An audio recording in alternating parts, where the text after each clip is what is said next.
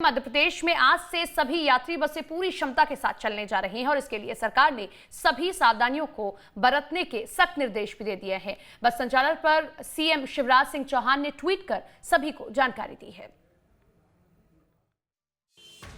मध्य प्रदेश के लोगों और बस ऑपरेटरों के लिए एक अच्छी खबर सामने आई है। मुख्यमंत्री ने सभी यात्री बसों को पूरी क्षमता के साथ चलाने की अनुमति दे दी है। कोरोना वायरस की वजह से 5 महीने से बस ऑपरेटर पूरी क्षमता के साथ सवारियों को नहीं ले जा पा रहे थे, जिसकी वजह से बस संचालकों को घाटा हो रहा था। पर अब सरकार ने इसकी अनुमति दे दी है। मतलब अब बसों में कोई भी सीट खाली नहीं रहेगी। लेकिन सरकार ने इसके लिए दिशा निर्देश भी दिए हैं। मसलन बसों को सैनिटाइज कराना होगा। इसके साथ ही कोरोना के नियमों का भी पालन करना होगा। दरअसल मुख्यमंत्री शिवराज सिंह चौहान वीडियो कॉन्फ्रेंसिंग के जरिए प्रदेश में कोरोना की स्थिति की समीक्षा कर रहे थे। इस दौरान सीएम ने कहा कि बस ऑपरेटर्स को 50% या कम क्षमता के साथ सवारी परिवहन से मुक्त कर दिया गया है।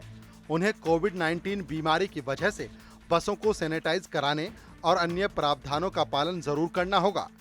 सीएम शिवराज ने ट्वीट कर इस पूरे मामले की जानकारी भी दी है। Team news state. शुभम हमारे साथ हमारे सहयोगी ज्यादा जानकारी के साथ जुड़ रहे हैं। शुभम, आज से बस संचालन शुरू हो रहा है, लेकिन ऐसे में चुनौती ये है कि जो भी बस चलाने वाले लोग हैं उन्होंने ये कहा है कि टैक्स माफ होना चाहिए अप्रैल से अगस्त तक का। इस पर आश्वासन तो उन्हें परिवहन मंत्री की ओर से दे दिया गया है।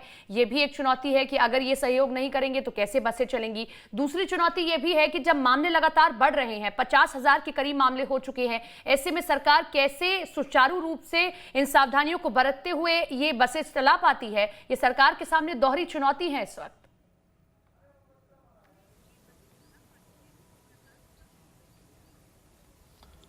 बिल्कुल ठीक कहा कि सरकार के सामने भी चुनौती है, मगर इन 3-4 महीनों में जब से बस सेवाएं मध्य प्रदेश में बंद हुई है, आप अंदाज़ लगा सकती हैं कि कितनी तकलीफ़, कितनी परेशानी आम लोगों को भी हो रही है। किसी को अगर एक स्थान से दूसरे स्थान पर जाना हो तो उसे कैब करनी पड़ती है, और कैब का किराया आप देखिए कि 2 से 3 गुना बढ़ गया है। जहाँ 2,000 रुपये लगने चाहिए वहाँ 6 से 7,000 रुपये लग जाते हैं।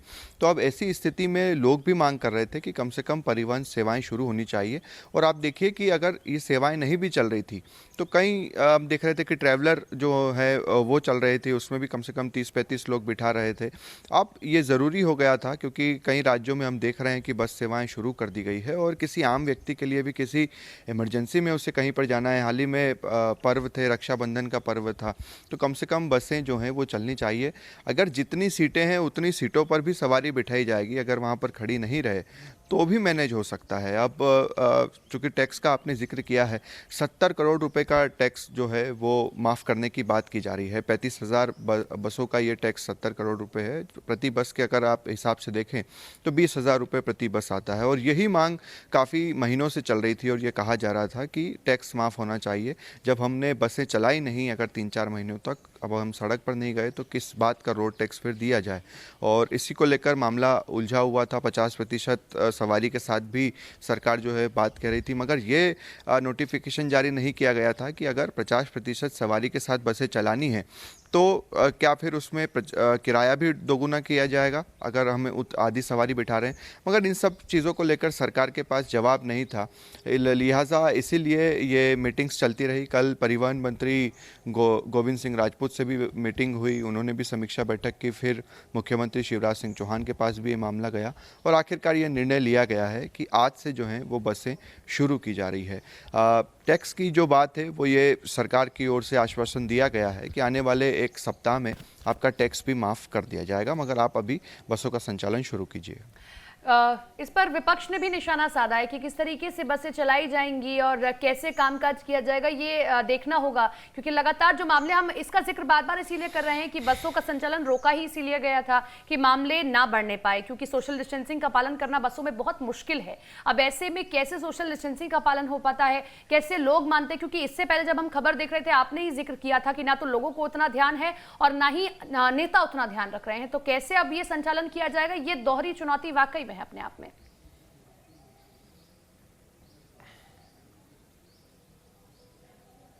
बिल्कुल एक बड़ी चुनौती है और सरकार एक एक्सपेरिमेंट के तौर पर भी इसे लेती है। जैसे कि भोपाल में अनलॉक किया गया और मामले बढ़ते रहे, फिर 10 दिन का लॉकडाउन लगा दिया गया, ग्वालियर में 1 सप्ताह का लॉकडाउन लगाया गया। तो ये सब चीज़ें भी फिर स्थिति के अनुसार अगर बसों के जब संचालन से अगर मामले और बढ़ने लगेंगे, क्योंकि वहाँ पर भी कहीं ना कहीं जांच की जाएगी, इसमें कुछ चीज़ें बेहतरी से की जा सकती है अगर अभी भी सरकार करना चाहे, प्रशासन करना चाहे, कि जिन बसों में भी यात्री पहुँच रहे हैं उस बस अड्डे पर अगर एक स्क्रीनिंग सेंटर लगा दिया जाए हेल्थ डिपार्टमेंट की ओर से, और वहाँ पर जो भी यात्री आ रहे हैं उनकी एक बार वहीं पर स्क्रीनिंग हो जाए, यानी कि उनका टेम्परेचर चेक किया जाए, पल्स चेक किया जाए, जो एक सामान्य एक प्रक्रिया होती है, 2 से 3 मिनट का वक्त उसमें लगता है, तो शायद काफ़ी बेहतर हो सकता है। और वहाँ पर अगर ऐसा किसी को सिम्टम्स नज़र आते हैं तो आप वहीं से उससे अस्पताल जो है वो भेज सकते हैं, वहीं से उसका टेस्ट कर सकते हैं। तो अगर सरकार वाकई में कुछ अच्छा करना चाहती है कि कोरोना के और मामले ना बढ़े, तो ये एक अच्छा उपाय, सरकार के पास एक अच्छा ऑप्शन हो सकता है कि आप बस अड्डों पर एक हेल्थ की टीम तैनात करें और वहाँ पर उनकी स्क्रीनिंग की जाए, ताकि वहीं पर मरीजों को जो है कम से कम हमें पता चल सके कि इन्हें सिम्टम्स हैं, तो इन्हें इनका कोरोना टेस्ट होना चाहिए, ताकि दूसरे जो यात्री सफ़र कर रहे हैं वो बच सके। निश्चित तौर पर। और अब देखना यह होगा कि कैसे तैयारियां की जाती हैं, कैसे बसों का संचालन एक बार फिर से सुचारू रूप से कोरोना काल में शुरू किया जाता है। शुक्रिया आपका तमाम जानकारी के लिए।